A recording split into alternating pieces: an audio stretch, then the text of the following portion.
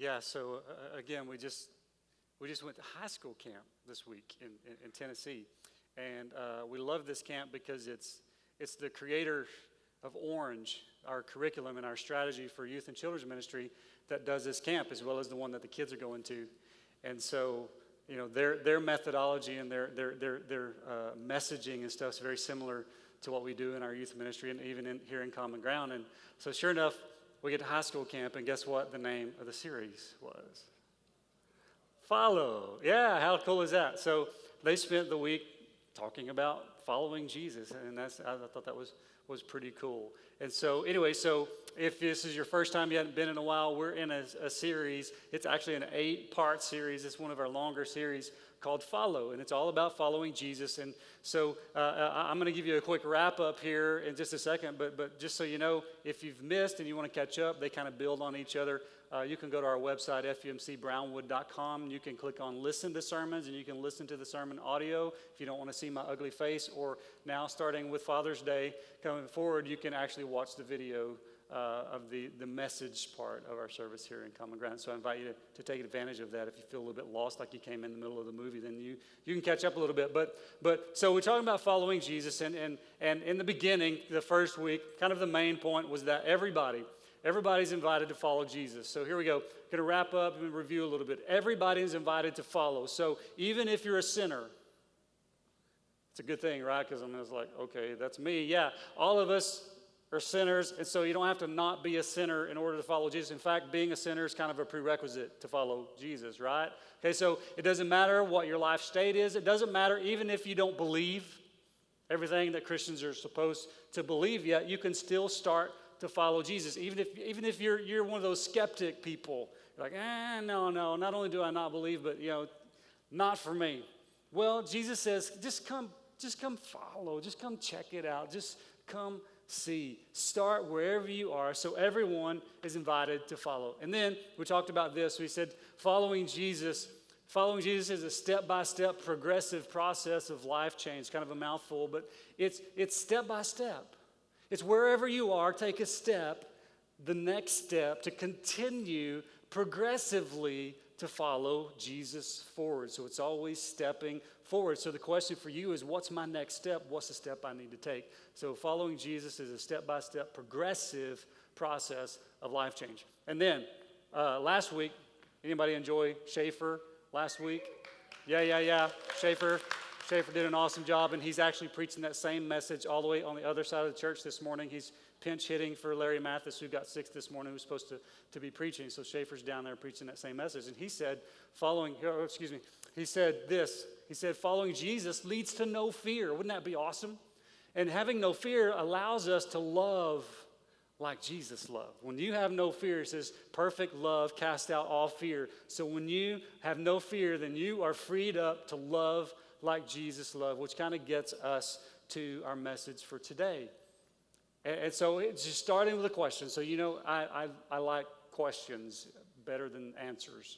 And so the question is this, okay, how do you recognize a Jesus follower? How would you recognize a Jesus follower? Because there are ways to recognize people who follow certain people or whatever. So what would a person look like that follows Jesus? And just for grins, I got some examples here. Okay, here's maybe in your mind, if you're part of the modern worship movement and those progressive type churches, and even if you come to Common Ground and you see the people on the stage, then you might be prone to think that here's what a Jesus follower looks like this guy right here. Yeah, now see, I told Efren, I started to put a picture of Efren up here because it would do it as well, but this is the hipster Christian. So maybe some of us think in order to be Christian and be modern Christian, you got to be hip, you got to be hipster. So hipsters are into the fashion and the watch, and somehow nothing ever matches, but still it's considered fashionable. He's got the Bible. He probably never reads this Bible. It's probably got a Bible on his watch or something. But so hipster Christians. Some of us have that kind of view. That's like the picture of Christian for us. And if you're not, you think, well, here's what a lot of people think. Hipsters are kind of messy. They dress down on purpose. It's like, how hard can they work to look like they don't care? It's kind of hipster. But so if you're not into that, then maybe the next one is for you. You're a little more maybe Gen X. We're like, yeah, we're the hip. We're not hipster. What are we? We're preppy. So we dress up. We don't dress down like the hipster. We dress up. You got the nice jacket and the tie. Those are odd colors, and even the hanky. And what men wear white pants? Only preppy.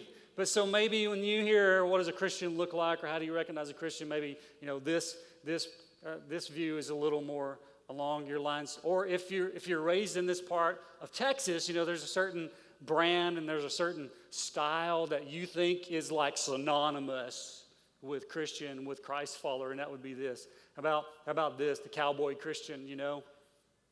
I mean, he's like, he got the cowboy boots, he's got the cowboy hat, he's squatted down, he's in the water a little bit, so he's kind of getting dirty. He's got his Bible and his journal there. So, Christian means cowboy or country, out in the wilderness, out in nature, getting a little bit grimy and dirty or whatever. And you got to be out there before you can hear God. So, you say you recognize a Jesus follower by, maybe this look. And so, but if you were to ask someone outside the church, a not Jesus follower, someone who's maybe a little put off by religion, then if you ask them how they would recognize a Christian, maybe some of you are here, you would recognize this as Christian. The God hates you. You're not blessed. You're cursed. You're going to hell. And that's kind of sad. But sometimes that's the picture of what people would equate with Christianity or Christ followers when you ask them what that would be like. But maybe you're not real familiar with the Bible and you don't know the teachings of Jesus and the teachings of the Apostle Paul very well. But especially with the from the life of Jesus and the Gospels, when you put that together with all the epistles, the writings of the Apostle Paul, you get a real clear picture of what a Christ follower should look like. See, the word disciple means a follower. So when you look at the lives of the disciples and Jesus as they followed him and what he was like and what it looked like to follow him, you get a little better picture of what a Jesus follower should look like. And so we're going to look at a couple of passages this morning. I usually just do one, but we're going to look at two to kind of get started. And the first one is in this kind of a real intimate conversation between Jesus and his closest, like the 12. Like the 12 guys, like Jesus is his guys, his entourage, those guys that were closest to him. He was about to be betrayed. In fact, Judas had already made plans and already betrayed him in secret. And so, but Jesus is warning them to have this real intimate conversation with them. And he starts telling them this stuff and telling them some things they can expect. And then he gives them this command, really. It's like, this is what I want you to live like. And he starts talking about this. And here's what he says. Look at what he says. Jesus says this. He's talking again to his closest followers, not to the masses. He says, a new command I give you. A new. In other words, it's different. It's new. You've not heard it before. He says, a new commandment I give you. And he says, love one another. And they're like, wait, that's not new. I mean, that's in the book of Leviticus. We've heard that before. You to love your neighbor. Yeah, okay. Yeah. And then Jesus adds something onto that. He says, as I have loved you, so you must love one another. And I went, oh, darn. Yeah, that's a little more descriptive thing about love. And he maybe looks at Matthew. We talked about Matthew in part 1. He said, Matthew, here's what I'm talking about. You remember? Remember when I called you to follow? When I invited you to come be a part? Remember what you were doing? Matthew's like, yeah, tax collector. He's a tax collector. Yeah, you were a tax collector. He said, you remember when I asked you, when I invited you to come follow me, I didn't say, hey, Matthew, go fix yourself. Go clean up your act. Go give up your job as a tax collector. Go show your mama that you've made a change in your life. No, Jesus said, hey, Matthew, just as you are, sitting at the tax collector booth, I'm inviting you to follow. He says, the way that I loved you unconditionally, even in that state, even though you had abandoned your own people and your true identity as a Jewish person, I still, in that state, invited you. Just start following. Love as I have loved you. Peter, You didn't want to have anything to do with Matthew. Remember that? And I loved you no matter what, even though you kind of speak before you think and you always get in trouble and you always say, sometimes you say very intelligent, great things, but a lot of times you say really stupid stuff and you make us all look bad by the way you act. Sometimes, Peter, I loved you anyway. And then Nathaniel, hey, Nathaniel, remember when you ditched my whole family? Remember when you ditched where I came from? You said, Nazareth? Can anything good come out of Nazareth? And yeah, I could have been offended, but, I said, hey, just come follow. And I loved you unconditionally. I'm telling you, it's a new command. No, don't love the way people you deserve or the way you think people deserve to love. I'm telling you to love them the way I have loved you. The love that you've experienced from me is the same kind of love I want you to extend, yes, to each other, but even beyond to other people. And then he gives us a clue about what we're talking about this week. By this, by what? By that kind of love. When you love the way Jesus loved, he says, by this, not by the way you dress, not by the way you talk to me in private, not by the way you worship, not by the routines and the rituals that you follow in your private life of faith. Jesus says, by this, by the way you love others, by this, everyone will know that you are my disciples if you love one another. See, here's what Jesus was saying. He said, Christ followers are recognized by how they love others. Not by how they talk, not by how they dress, not by how they look, not by how they worship, not the style of music, not the style of clothes, not the kind of church, none of that. By how you love other people. But that sounds so churchy, doesn't it? I mean, you expect someone like me to say, hey, love everybody. Just go out. It don't matter what they look like. It don't matter what they smell like. It don't matter where they've been, where they're going. None of that matters. Just go love like Jesus. And that's why the Apostle Paul is so great for us. His writings, it's interesting. He takes the teachings of Jesus, and then he tries to even make them more practical for the churches, that all these churches, Paul went out starting all these churches, but it's important to remember where Paul came from. Paul was the persecutor of Christians. He hated Christians. He hated the Jesus followers. He hunted them down, threw them in jail, and killed some of them.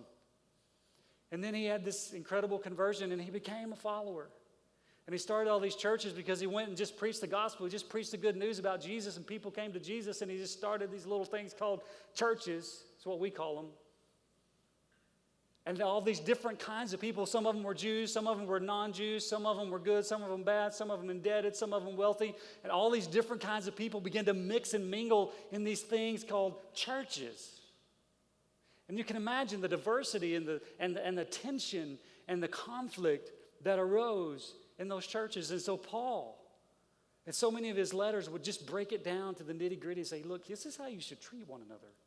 This is what a Christian should look like. Yeah, a Christian is recognized by the love when they love like Jesus, but here's what that love looks like. And so Paul, in the book of Colossians, I believe it's actually the first letter that Paul wrote.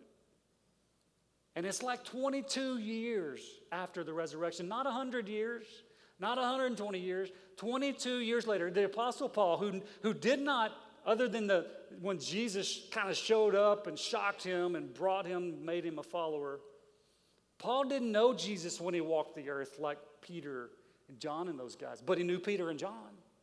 And so Paul learned the teachings of Jesus from these guys who got the teachings directly from Jesus. And he began with his training and his knowledge and his theology from his Jewish heritage and all. He began to put all this stuff together and show people what it really looked like when you lived it out daily. So here's what he tells the people of Colossae, the church at Colossae.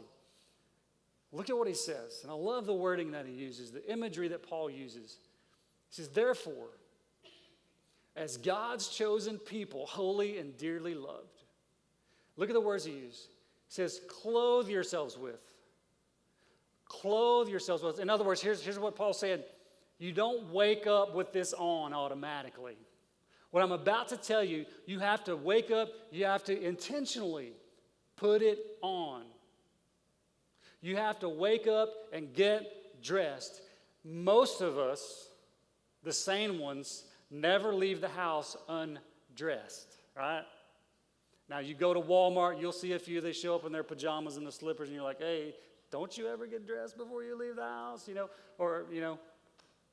Most of us, we get up, and we're like, oh, you look in the mirror, it's like, I ain't leaving until I fix this, Clothe yourselves. You got to get up and take some steps. You got to put some things on. Please put something on. Get dressed before you leave the house. And here's what it says. That's the imagery. You got to wake up and put it on.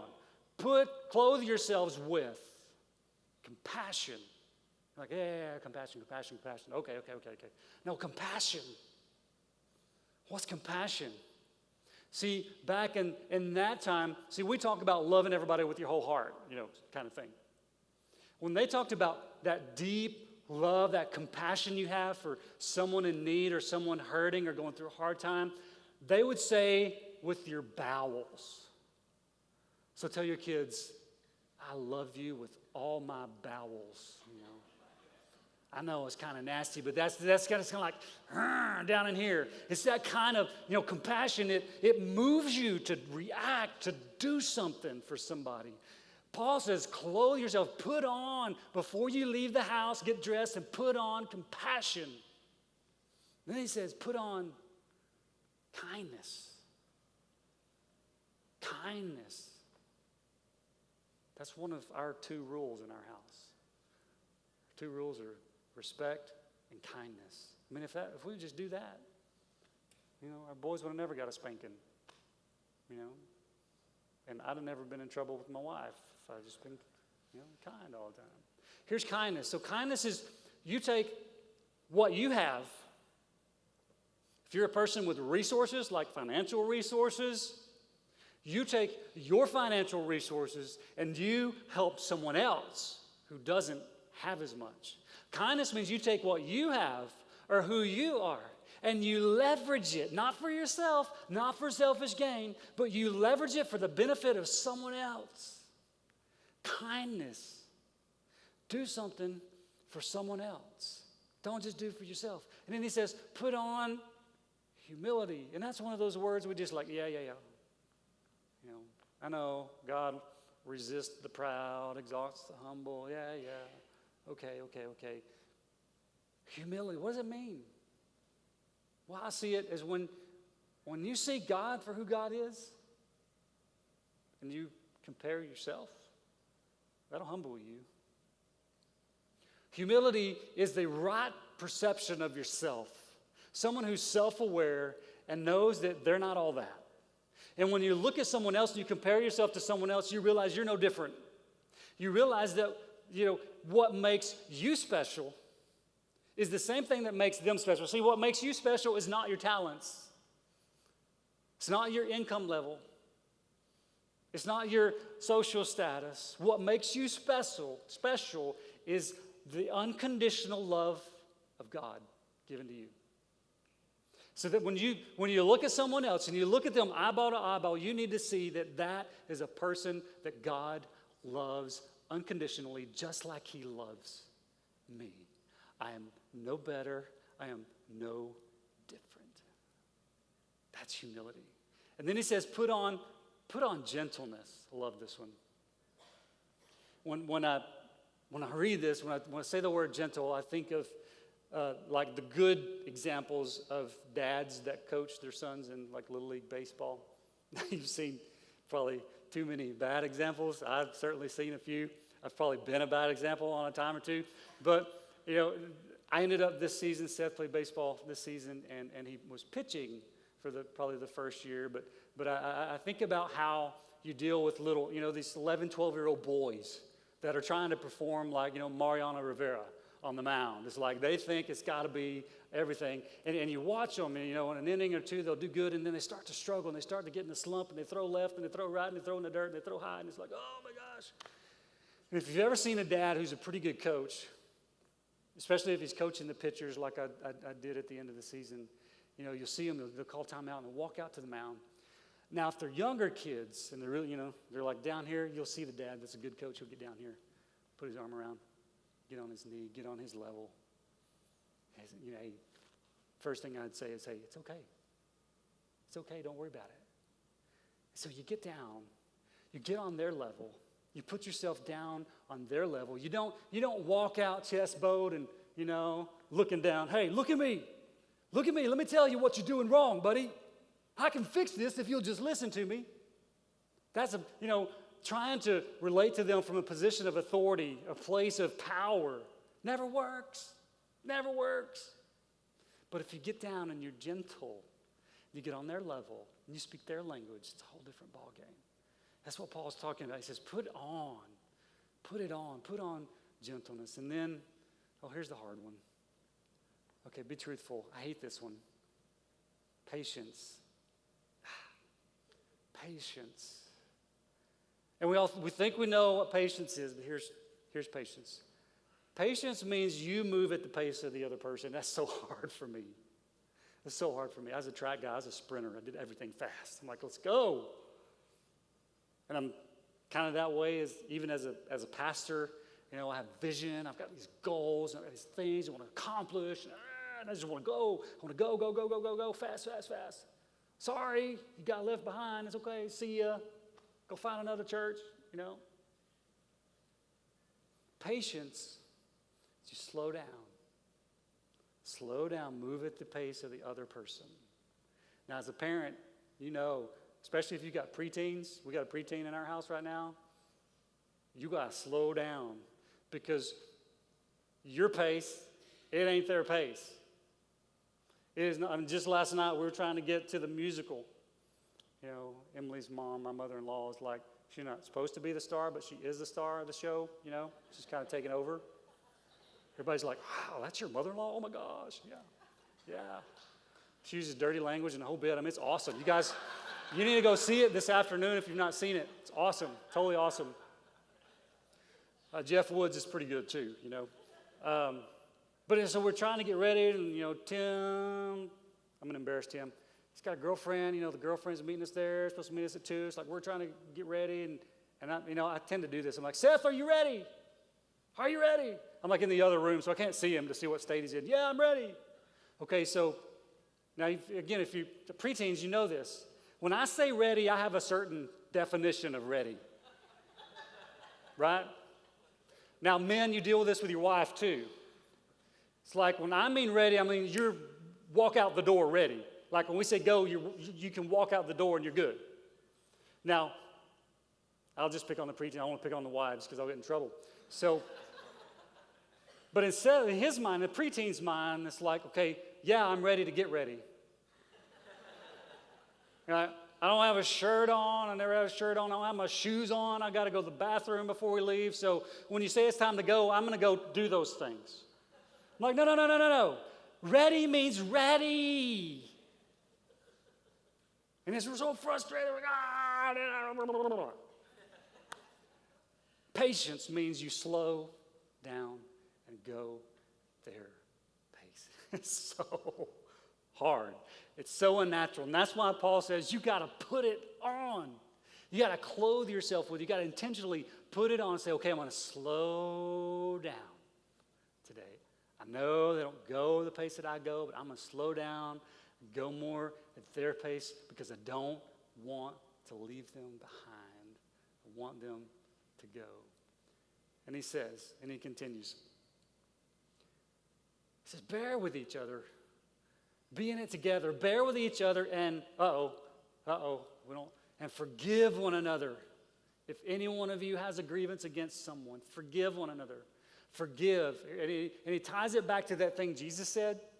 Not forgive them the way you think they should be forgiven. Not forgive them if you think they deserve to be forgiven. He says, forgive as the Lord forgave you, unconditionally. It means even if they never return the favor to you, forgive them anyway.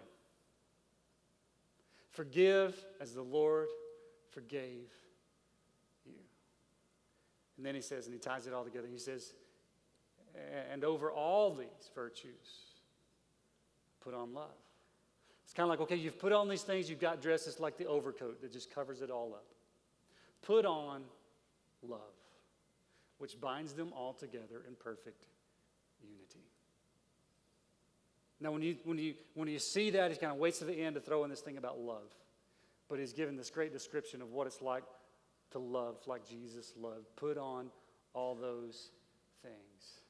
See, Christ's followers are recognized by how they love others. Christ's followers are recognized by how they love others. Okay, what does that look like? Okay, we call it Jesus follower traits. Here's how you recognize a Christ follower. You're going to have compassion, kindness, humility, gentleness, patience, forgiveness. And kind of like, the chocolate on top, smothered, covered in love. Or maybe it's like the nacho cheese kind of thing. Parents, mothers, if you can't get your kids to eat their vegetables, you cover it in nacho cheese and they'll eat anything. It's like put on love. It goes over all of it. It's all covered in love. And see, here's why this is important. Here's why you need to love like Jesus loved. Here's why you need to put on compassion, kindness, humility, gentleness, patience, forgiveness, and love, covered in love. Because Christ followers who are properly dressed make a difference. When you live that way, when that's the way you treat people, you can't help but make a difference. And making a difference is better than making a point. See, sometimes, let's just be honest, as Christ followers, not only, other people do this too, but we forfeit making a difference by being determined to make a point. Anybody on social media right now? Come on. It's a political season, and honestly, I hate it. I hate it. I hate it. I hate it. Everybody has a point, and they all stink. They're just a point. They're an opinion. Everybody has one. And for some reason, we think if we just make our point, then we feel better. But every time you determine that making a point is the most important thing, you forfeit making a difference. Go check my Facebook profile. I promise you, you won't find one political comment where I'm making a point to make a point.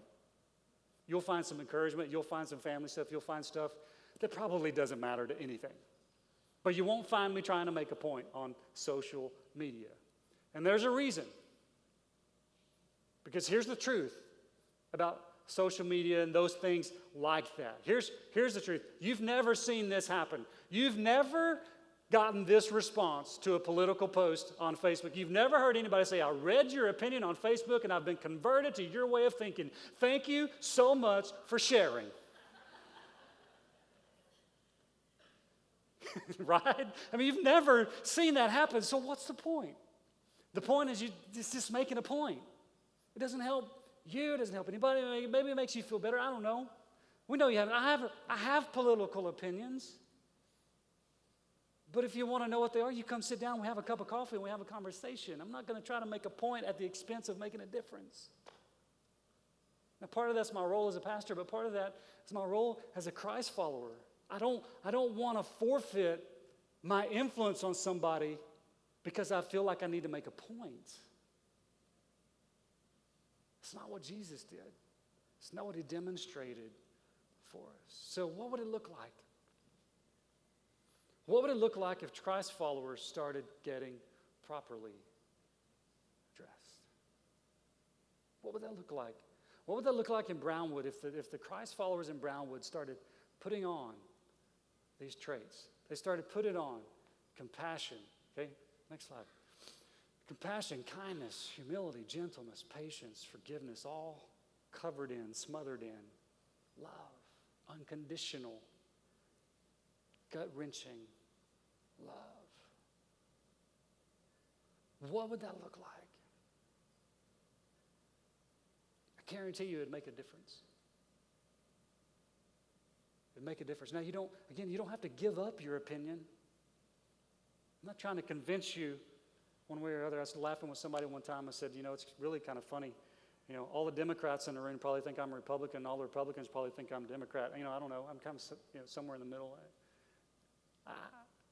It kind of doesn't matter. But I don't want to miss an opportunity to make a difference in the life of someone who needs to know the love of Jesus. because I was so determined to share my point, whether social media or otherwise. I just won't give it up. I'd rather make a difference. So here's what I want you to do this week. When you find yourself ready to respond, when you find yourself ready to send that email or to send that text message or to talk back, to somehow make that phone call, whatever, before you respond. And I know sometimes it's hard because it's the heat of the moment and you just hit the pause button and ask yourself this question. What would a loving response look like? Not what's the right response. Not what's my opinion on the matter. What would a loving response look like? Yeah, a loving response can sometimes be a little bit hard. Sometimes a loving response can sting a little bit. But you can tell the truth in love. You can tell the truth in love, but it's not the real truth if it's not in love. What would a loving response look like? So when you find yourself frustrated with your preteen, like me, instead of blowing up and demanding they do it at your speed, just ask yourself, what would a loving response look like? When that boss comes down on you hard and it's unfair and it's undeserved and you're ready to send that email or walk away, give up, ask yourself, what would a loving response look like? When your husband shows up late for the 20th time, you're frustrated and you're angry, and you can't figure out why he can't just be there when he's supposed to be there, ask yourself, what would a loving response look like? And just see. Just ask yourself. And then you can do with it what you will. You can decide to go the loving way or you can decide to go your way. It's up to you. But you owe yourself to ask yourself the question, especially if you call yourself a follower of Jesus. Let's pray. God, thank you for your truth this morning. Thank you for your word that guides us and instructs us, Lord. We know it's a little hard to receive sometimes. But God, the amazing thing is that we can know. We can know without a doubt that you love us. And the way we know is that you sent Jesus, your son, to die for us. And Lord, I pray every person in this room knows that kind of love, because they can't love others if they don't know how you've loved them first. Show them. Show them and help them to give it out. We ask for your grace to do it because we know we can't do it on our own, but it's your Spirit at work within us. Thank you. In the name of Jesus, we pray. Amen.